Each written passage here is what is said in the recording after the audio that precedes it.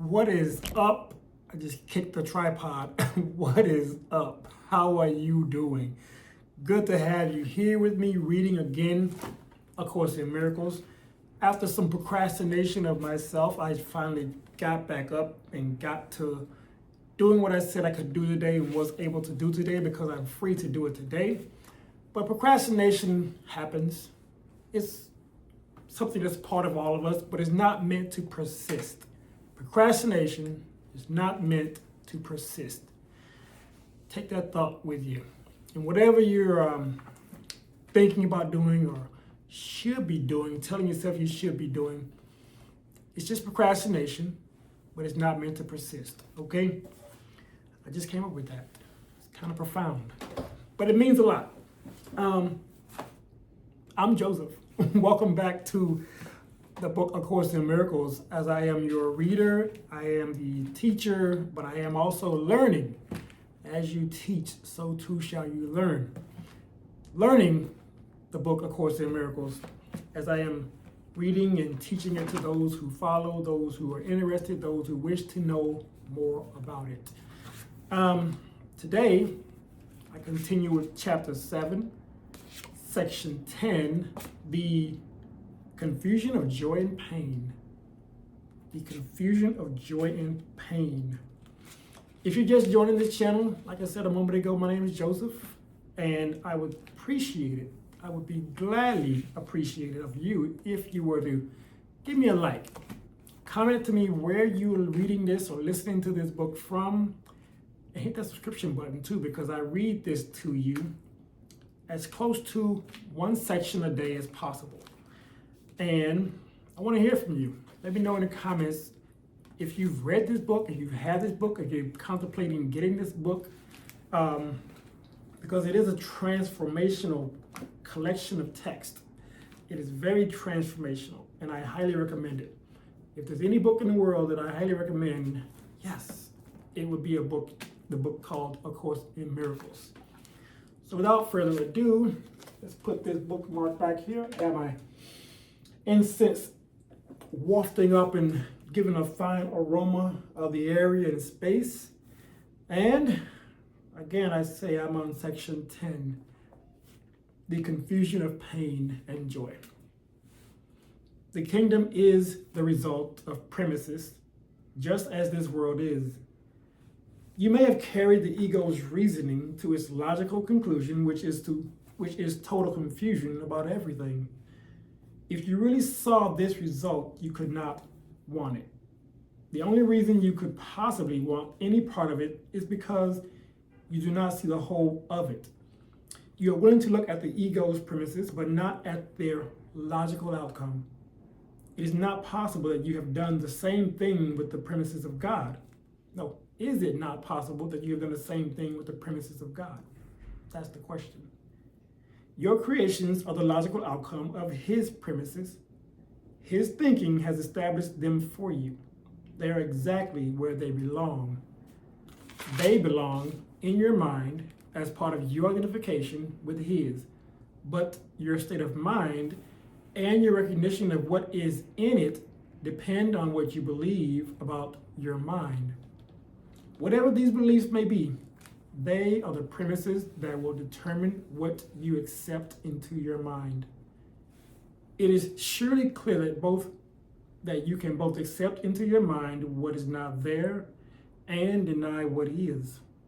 Yet the function God Himself gave your mind through His, you may deny, but you cannot prevent.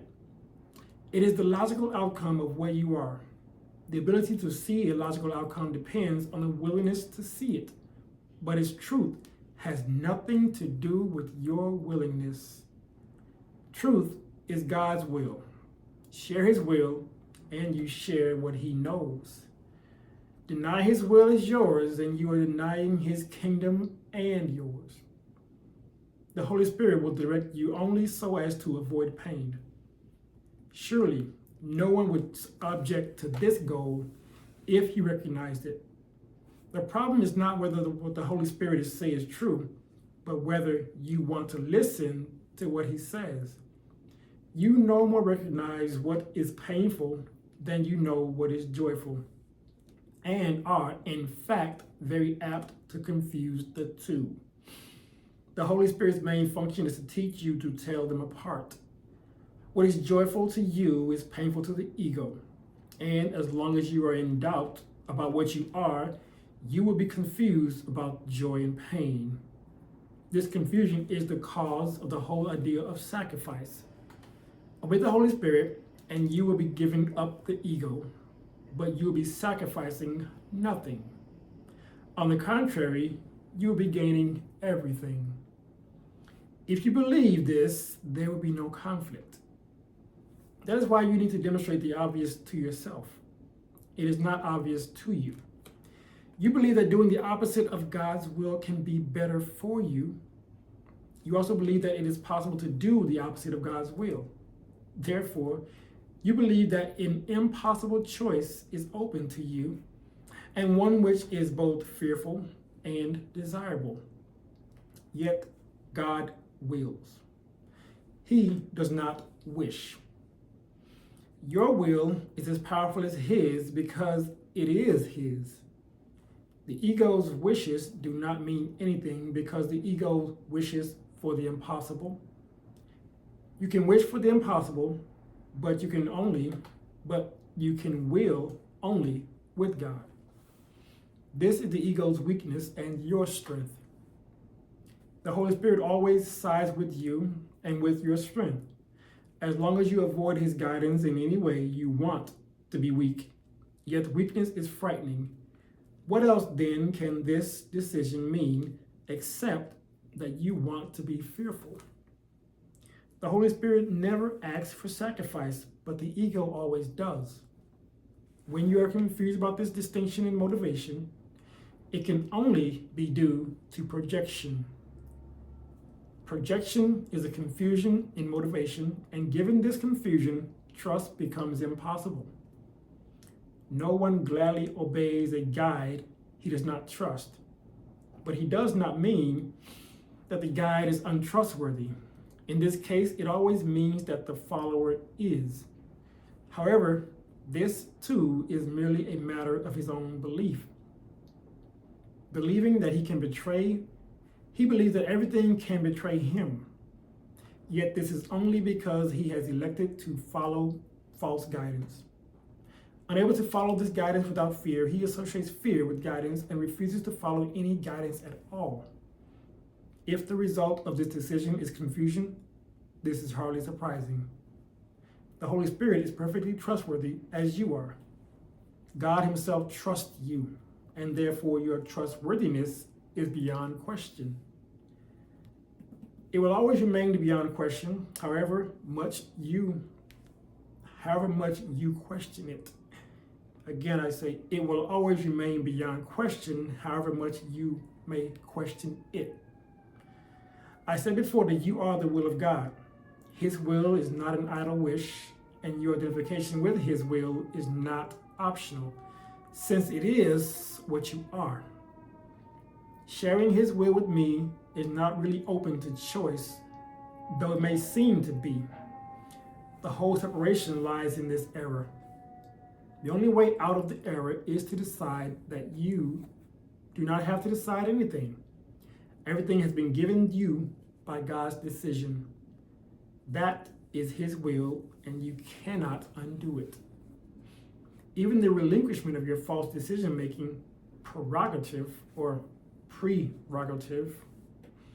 which the ego guards so jealously, is not accomplished by your wish. It was accomplished for your will.